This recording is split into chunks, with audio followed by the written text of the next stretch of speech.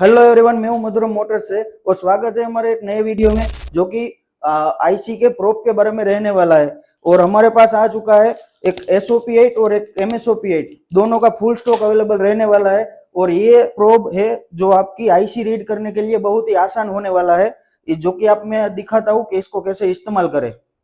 तो देखो, ये है SOP8 जो कि बड़ी वाली इप्रोम आईसी में लगता है। तो आपको दिखा देता हूँ कि कैसे वर्क करता है। तो देखो, ये हमारी इप्रोम आईसी है।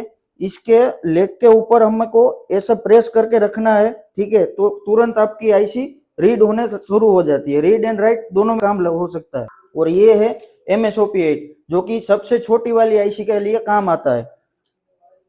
ये भी सेम उसी तरीके से है जैसे ये हमारी इप्रोम आईसी है। इसमें ये खाली पुश करना है, ठीक है। तो इस प्रोब का फुल स्टॉक अवेलेबल हो चुका है। तो आज ही हमारा कांटेक्ट कीजिए ऊपर दिए गए नंबर पर।